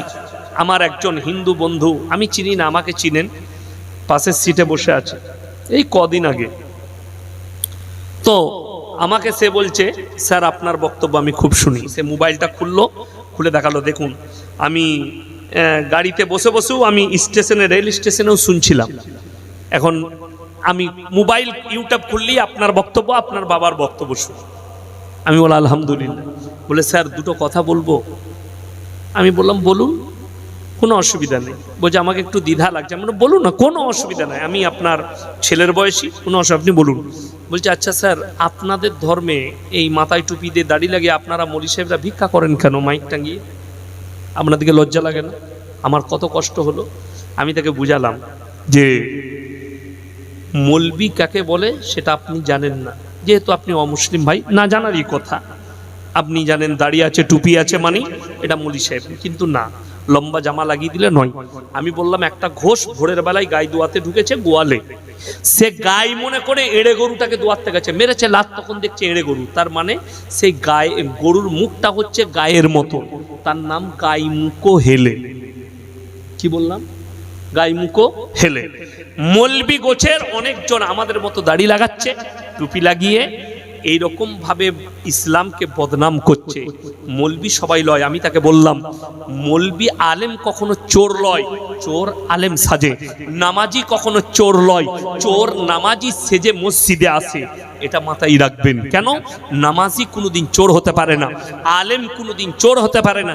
চোর আলেম সেজে যায়, আলেম কখনো ধর্ষক নয়, ধর্ষক আলেম সেজে যায় মুখে দাড়ি লাগিয়ে, মাথায় টুপি লাগিয়ে। আমার বন্ধুগণ, খুব ভালো করে, আপনারা যারা সাধারণ লোক আছেন, ব্যবসায়ী, আপনি ডোমকলে ব্যবসা করেন, ইসলামপুরে ব্যবসা করেন, আপনি আপনার বাজারে ব্যবসা করেন, আপনার হিন্দু বন্ধু আছে, সেই বাজারে একটা মুসলমান মুখে দাঁড়িয়ে আছে, মাইক লাগিয়ে ভিক্ষা করছে, আদায় করছে মাদ্রাসা। আপনাকে আপনার পাশে বসে থাকা হিন্দু ভাইটা বললো তোদের মৌলবীরা ভিক্ষা করে খায়, আপনাকে খারাপ লাগবে না? ভালো লাগবে? ভালো লাগবে? আপনার প্রেস্টিজটা যাবে, তখন আপনাকে খুব খারাপ লাগবে, তখন আপনি তাকে মৌলবি হিসাবে গালি দিবেন। আপনিও জানেন না এটা মৌলবি কিনা। আমার গ্রামে দুটো মারুতিওয়ালাকে আটকিয়েছি। আমি বললাম বাবা তুমি ক টাকা বেতন পাও? বললে হুজুর বেতন নয়, যা আদায় হয় হাফ হাফ। আমরা আচ্ছা, আর এই যে মারুতি করে এসছো, ড্রাইভার আছে, মারুতি আছে, মাইক আছে, খরচা আছে, খাওয়া দাওয়া আছে, কার? বলে ওটা মাদ্রাসা। কি বুঝলেন? 100 টাকায় 75 টাকা ওই হারাম করে নিচ্ছে, 25 টাকা মাদ্রাসাওয়ালারা পাচ্ছে। যদি গোটা পশ্চিম বাংলার নয়, ভারতবর্ষের দেওবান পর্যন্ত, সাহারানপুর, মাজাহির উলুম পর্যন্ত কোন মৌলবি মুফতি যদি ফতোয়া দেয় যে 75 টাকা নিয়ে নিবে আর 25 টাকা মাদ্রাসা পাবে, এটা জায়েজ আছে। আমি জীবন আর সমাজের বুকে কথা রাখবো না। আর আমি বলে যাচ্ছি, হারামের ওপরে হারাম, সুদের থেকেও খারাপ। একটা লোক যাকাতের পয়সা একটা মেয়ে 100 টাকা বার করে দিয়েছে, 75 টাকা সে নিয়ে নিবে আর 25 টাকা মাদ্রাসাকে দিবে। আর মাদ্রাসাওয়ালারা জায়েজ মনে করছে। অনেক মাদ্রাসাওয়ালা ছোট ছোট বাচ্চাকে সকালবেলায় পাঠিয়ে দিচ্ছে থলি নিয়ে, ঘরে ঘরে ভিক্ষা কর। ওই মাদ্রাসা রাকাত থেকে তালা মেরে দেওয়া ভালো।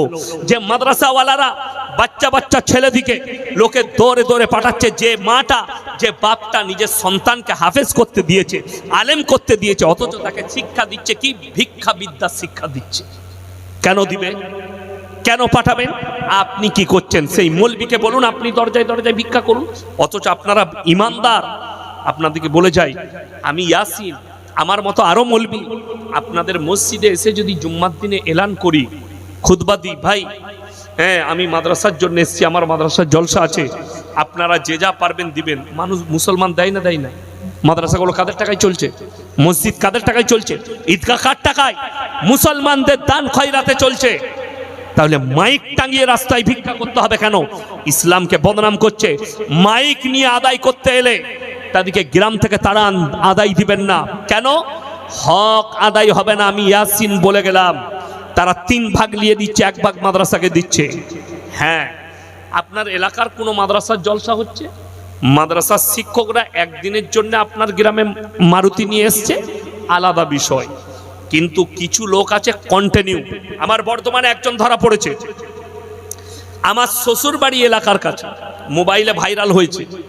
তার কাছে 5 থেকে 7টা মাদ্রাসার বিল, এমনকি একটা গ্রামে মাদ্রাসাই নাই, সেই গ্রামের নামে মাদ্রাসার বিল ছাপিয়েছে। এবং তার কাছে 7 থেকে 8টা মারুতি ভ্যান আছে, পুরনো পুরনো কিনেছে, লোক ভাড়া করেছে, তোরা আদায় করে বেড়া, আমাকে হাফ দিবি, তোরা হাফ দিবি। অথচ মাদ্রাসা কিচ্ছু নাই। দিয়ে সে 3 তলা বিল্ডিং করেছে আর 20 বিঘে জমি করেছে। নাউজুবিল্লাহ। আল্লাহর কাছে কি জবাব দিবে? মরতে হবে না? মরণের ভয় নেই? আল্লাহ হেফাজত করুক। আল্লাহ সমাজকে, মুসলিম উম্মাকে আল্লাহ হেফাজত করুক। আপনাকে বলে যাই, সকলে নিয়ত করুন আমরা হারামের ওপরে চলবো না। জোরে বলুন ইনশাআল্লাহ। হালালের ওপরে চলবেন। আমি বুঝতে পারছি আপনাদের ধৈর্যের বাঁধ ভেঙে যাচ্ছে। এরপর আমি অনুরোধ করব, জীবনে আমি খালি 2টো কথা বলে ছেড়ে দেব। জীবনে 3টে সদকা দুনিয়াতে রেখে যাবেন। কটা বললাম বাবা? 3টে। কিয়ামতের সকাল পর্যন্ত নেকি পাবেন। তার মধ্যে নাম্বার 1, নেক সন্তান। কি সন্তান বললাম? নেক সন্তান। আপনি মরে যাওয়ার পরে আপনার জন্য দোয়া করবে, দান খয়রাত করবে। আর নাম্বার 2, নিজের জন্য মাদ্রাসা, মসজিদ, ঈদগাহ, কবরস্থানে সাদকায়ে জারিয়া করা। কিয়ামতের সকাল পর্যন্ত নেকি পাবেন। নাম্বার 3 হচ্ছে খায়রুকুম মান তাআল্লামাল কুরআন আল্লামা। এবং যারা ইলম হাসিল করে অপরের কাছে পৌঁছে দেয়। আমার যে কথাগুলো আপনারা শুনলেন, আপনার যেটাই মনে থাকবে অপরের কাছে পৌঁছে দিবেন। আপনার বিবির কাছে, সন্তানের কাছে নামাজের দাওয়াত দিবেন। ইয়াসিন ভাই বলে গেছে, হারাম হালাল থেকে বাঁচতে বলে গেছে, আপনি দাওয়াত দেন। পরকালটা আপনার মঙ্গল হবে। আমার বন্ধুগণ, 3টে ব্যক্তির দোয়াকে আল্লাহ ফেরোয় না কোনোদিন। একটা হচ্ছে ওয়াআতিদাল কুরবা, কাছের গরীব। নাম্বার 2 ওয়াল ইয়াতামা ওয়াল মাসাকিন, এতিম আর মিসকিন। ওয়াবনাস সাবিলি ওয়ালা তুবাদ্দির তাবদীরা। আর মুসাফির যদি হাত পাতে, এই 3 জনের দোয়াকে আল্লাহ ফেরোয় না। আমি জানি, আমাকে বলেছে গ্রামের মানুষ আগেই আদায় দিয়ে দিয়েছে, যথেষ্ট দিয়েছে। আমি আপনাদের কাছে কিছুই চাইবো না, খালি বলবো 100, 200, 50 আমি একটা গজল শোনাবো। যে যা পারবেন, যেহেতু এই নেকিতে যেন আমিও হিস্সা নিতে পারি, যে যা পারবেন আমার হাতে একটু আল্লাহর ওয়াস্তে দিয়ে যান, 100 টাকা 50 টাকা 200 টাকা যে যা পারবেন দেন, উঠে আসুন, যার পকেটে যা আছে 10 টাকা হলেও দিয়ে যান। শেষ কাজ। এই শেষে কিছু এলান করবেন, কিছু বলার আছে? নাম আচ্ছা বলে দিয়েছেন, মাশাআল্লাহ। তো দেখুন আপনাদের পকেটে যদি 10 টাকা 20 টাকা লাস্টে থাকে কারো কাছে, আচ্ছা আদম মন্ডল 500 টাকা মৃত বাপের নামে দিয়েছে, আল্লাহ ওনার আব্বাকে জান্নাতবাসী করুক, দানকে আল্লাহ কবুল করুক। আসুন ভাই, মাশাআল্লাহ, জাযাকাল্লাহ। 100 টাকা একজন ভাই 300 টাকা দিয়েছেন, ভাই উঠে আসুন, আমি একটা গজল শোনাবো, শেষ দোয়া হয়ে যাবে, ছেড়ে দেবো ইনশাআল্লাহ। কে আছেন? আর কে আছেন ভাই? এই 400 টাকা হয়েছে, 10 টাকা হলেও দেন, 50 টাকা হলেও দেন, 10 20 50, মাশাআল্লাহ। আল্লাহ দানকে কবুল করুক, নেক নিয়ত আল্লাহ পুরো। এসো বাবু, মাশাআল্লাহ, একজন বাবু 500 টাকা দিয়েছে, আল্লাহ দানকে কবুল করুক। এই শেষ সময়ে যে যা পারবেন দিয়ে যান। আমি জানি ধৈর্যের বাঁধ আপনাদের ভেঙে গেছে, আমি তো 2 ঘন্টা আলোচনা করার লোক, মাশাআল্লাহ, জাযাকাল্লাহ। আসুন ভাই, আপনাকে 300 দেবো, মাশাআল্লাহ। এই তো, জাযাকাল্লাহ, আল্লাহ দানকে কবুল করুন। আচ্ছা, আল্লাহ আপনার আব্বা মাকে জান্নাতি করুক, আপনার জানে মালে ইজ্জতে আল্লাহ বরকত দেখ, কারোবারে আল্লাহ বরকত দেখ। আসুন ভাই, মাশাআল্লাহ। আর কে আছেন ভাই? জাযাকাল্লাহ, আসুন, মাশাআল্লাহ। আসুন ভাই, আর কে আছেন? মায়েদের মধ্যে যদি কেউ থাকেন একটু ওখানে লোক আছে, একটু দিয়ে দিবেন, আমি আপনাদের সকলের লেগে দোয়া করি, সকলের লেগে দোয়া করব। মাশাআল্লাহ, আসুন, জাযাকাল্লাহ। আসুন ভাই, মাশাআল্লাহ, আসুন, মাশাআল্লাহ। আর কে আছেন ভাই? একটু উঠে আসে, জাযাকাল্লাহ। আর কে আছেন? 10 20 100 200 50। ভুবন জুড়ে রূপের মেলা, কদম কদম ভয়, জানি না মন কোথায় কখন পথে বসে রয়। আচ্ছা, একটা মোবাইল পাওয়া গেছে, স্টেজে রাখা রইল, কারো হলে এখান থেকে নিয়ে যাবে। ভুবন জুড়ে রূপের মেলা, কদম কদম ভয়, জানি না মন কোথায় কখন পথে বসে রয়। আমার চলার পথে প্রিয় কাঁটার ছড়া ছড়ি, আর পারিনে সামলাতে মন তোমার পায়ে পড়ি। তোমার প্রেমের পীযুষ পানে ধরার বুকে রস, তোমার গুণের কিরণ গুণে গুণীর যত যশ। নীল আকাশে লতাই পাতাই তারাই চাঁদে হাসি, নিখিল জুড়ে যেতাই দেখি শুধুই তোমার মোহনবাসী। ইউসুফের ওই রূপের ভেতর তোমার রূপের আশিস মাগি। ঈসা মুসা ইব্রাহিম দাউদ নূহ সবই, সবার গুণে গুণী তুমি ওগো আমার প্রিয় নবী। সকলে বলুন সাল্লাল্লাহু আলাইহি ওয়াসাল্লাম। যে ভাইরা আল্লাহর মহাব্বতে দ্বীনের খাতিরে হাত বাড়িয়েছেন, আল্লাহ তাদের সকলের দিকে রহমতের হাত বাড়িয়ে দিক। আল্লাহ তাআলা সকলের জানে মালে ইজ্জতে বরকত দেখ, কারোবারে বরকত দেখ। যে সমস্ত ভাইদের মা বোন আত্মীয় স্বজন চলে গেছে, তাদের কবরের দিকে আল্লাহ জান্নাতুল ফিরদৌসের দরজা খুলে দিক। আমার ভাই যে নেক উদ্দেশ্য নিয়ে জলসাকে রাখা হয়েছে, আল্লাহ নেক উদ্দেশ্যকে পূরণ করে দাও। আল্লাহ তাআলা এই জলসাকে আল্লাহ কামিয়াবি দান করো। জলসার সেক্রেটারি, কেসিআর কমিটি, এই কবরস্থানের সেক্রেটারি, কেসিআর কমিটি যারা, তাদের সকলের জানে মালে ইজ্জতে বরকত দাও, কারোবারে আল্লাহ বরকত দাও, রুজি রোজগারে আল্লাহ বরকত দাও। হায়াত বাকি, মুলাকাত বাকি, আপনারা আমার জন্য দোয়া রাখবেন।